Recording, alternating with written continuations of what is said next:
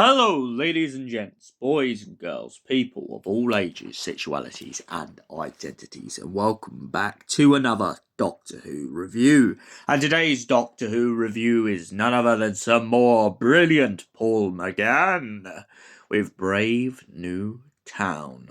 Yes, this has been a little bit delayed, this review. I'll put my hands up to it because I have been absolutely obsessed with reading the Hunger Games books by Susanna Collins. But that's not what you're here for today, is it? You're here for some more Doctor Who. So let's get into the plot of Brave New Town.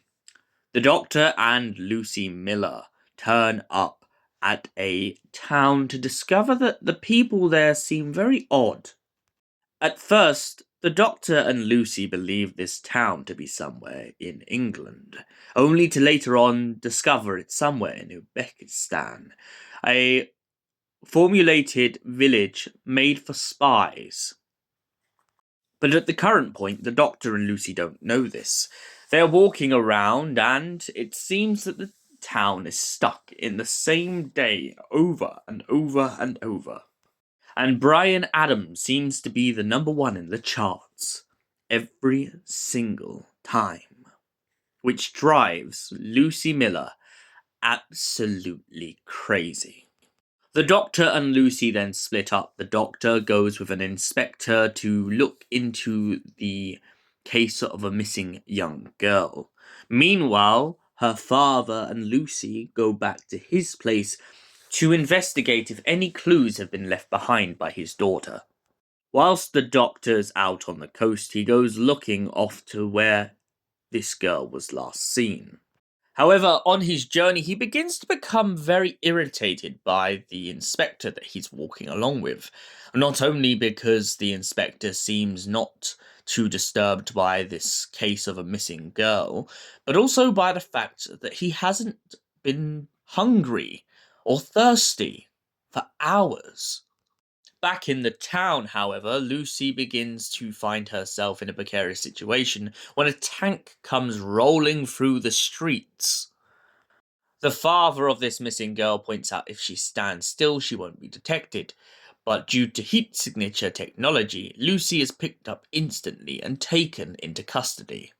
The strange thing, however, is she doesn't quite understand what's going on, and she finds herself in the company of a bunch of military asking exactly what they're doing in the town and why they're so annoyed by the residents. It turns out that the big mystery is, where did all the people come from?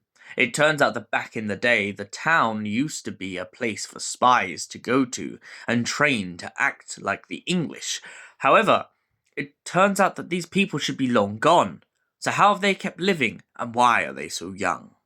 The Doctor soon gets the answer when him and the inspector go to the oil rig and find the young girl they've been looking for. Turns out that she is working with a voice that keeps speaking in her head. Eventually, the Doctor discovers that this is because she and the rest of the people of the town are part of the Nestene consciousness. What are the Nestene consciousness, you may be asking? Well, they are a living organism made out of plastic. They come from a world where they used to feed on plastic, but due to the Time War, which we're not going to quickly get into, but due to a lot of other things over the years, they have decided to send their meteorites out into space and essentially look for a new home. When they crashed on Earth, because it's so full of plastic, they love the mineral. However, in this story, the Nestene consciousness has a bit of an inner conflict, as it turns out that all the Nestenes in the town are kind of like puppets, but at the same time, they're kind of individual. They're not too worried about taking over the Earth or conquering anything. And this is why the voice must try and use the Nestene meteorite to call them all in. However, the Doctor and Lucie come up with a plan and decide to bury the Nestene device beneath the core of the Earth and essentially crash the whole base in on it. This then gives them an opportunity to talk to the daughter of the guy who owns the shop in town and point out to them that they can live any life they want now. However, the Nestenes don't necessarily get a happy ending in the end of this, as it turns out that the military, who have been watching over them for a very long time, seeing as they can't be hurt by bullets, wants to take advantage of them and essentially use them as secret spies and carter them off to other agencies. We don't know whether this does go forward, but we do know that the Doctor and Lucie managed to slip away before he gets asked to be the scientific advisor once again. So, Brave New Town. What did I think of this? Well, I listened to it a while back, and I can't lie, I've always been really intrigued by the Nestine consciousness. And I really love the different ways that Doctor Who tries to explore them, not only as being plastic beings, but also in the way that they can either come from outer space and land on Earth, or can already be on Earth from previous encounters with the Doctor, and find themselves in situations which they must adapt to their surroundings. From shop window dummies to people in a town to dead people in the future.